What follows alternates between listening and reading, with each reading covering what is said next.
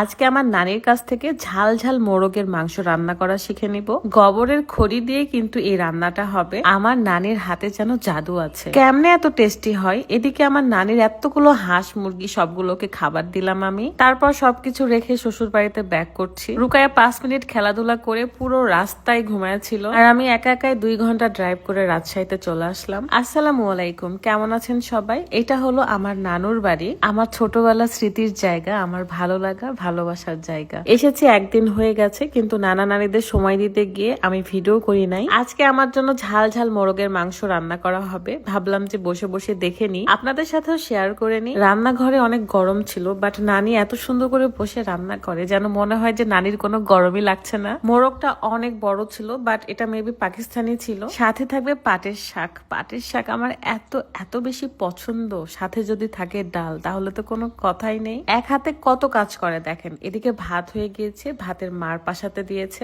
তারপর মোরগের মাংস এখানে কষানো হবে। সব মশলাগুলো একসাথে পেঁয়াজের মধ্যে দিয়ে কষিয়ে নিচ্ছিল। এগুলোকে ঘুটা বলা হয় এবং এগুলোর জাল কিন্তু অনেক ভালো, মানে অনেক তাপ এগুলোর। গ্যাসের চুলার রান্নার চেয়ে খড়ির চুলায় রান্না কিন্তু অনেক বেশি মজা হয়। আজকের এই সুন্দর পুরো ব্লগটা দেখানোর আগে একটু দেখাতে চাই। এখন দেখাবো স্কিনকে ধবধবে ফর্সা করতে লাইকো ব্র্যান্ডের সাকুরার কম্বো। এই কম্বে একটা face wash, permanent whitening body cream এবং একটা থাকবে হোয়াইটেনিং নাইট ক্রিম।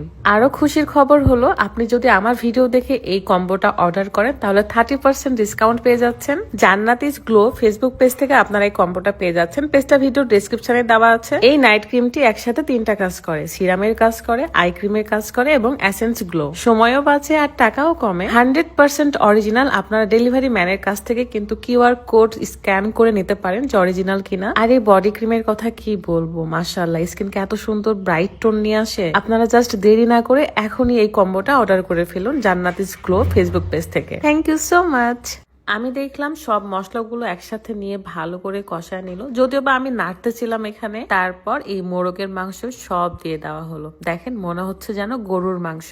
ভালো করে নেড়ে চেড়ে কষিয়ে তারপরে এটা প্রেসার কুকারে একটা শীষ দেওয়ার জন্য দিয়ে দিয়েছিল, কারণ এটা তো পাকিস্তানি মোরগ, তাই সেদ্ধ হতে টাইম লাগতো। তারপর এই গরম ছেড়ে একটু বাইরে আসলাম, দেখি এখানে মোরগ মুরগি সবগুলো মানে দাঁড়ায় আছে খাওয়ার জন্য। ওইদিকে গুঁড়া ভাত সবকিছু পানি দিয়ে মিক্স করে এগুলো খাইতে দিব। মানে হাঁস মুরগি কিন্তু এগুলোই খায় আর কি। তো সুন্দর করে মাখানো হয়েছে, এখন আমি এটা দিয়ে দিব। দেখেন কতগুলো চীনা হাঁস। এই হাঁসগুলোকে চীনা হাঁস বলে অনেকগুলো আমার নানির। ছোটবেলায় এগুলো নানার বাড়িতে অনেক কাজ করেছি আমি, মানে টাইমলি এদেরকে খেতে দিতে হতো, সেগুলো আমিই করতাম। অনেক মিস করতেছি আজকে আমি কাজ করতে এসে, যদিও বা আমাকে করতে দিতে চাইনি, আমি নিজেই করেছি। নওগাঁ নিয়ামতপুরে আমার নানুর বাড়ি এবং এখান থেকে ঘুঘুডাঙ্গা খুবই কাছে। এখানে আমার এত এত এত বেশি ভালো লাগে, জানি না কেন।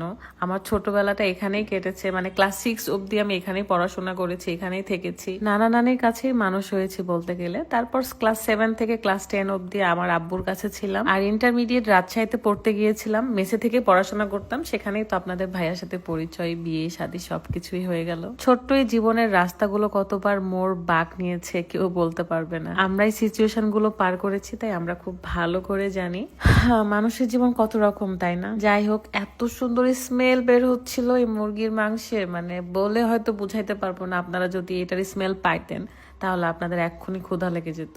তো যাই হোক, রান্না বান্না প্রায় শেষ। এখন আমরা সবাই গোসল করে ফ্রেশ হয়ে খাইতে বসবো।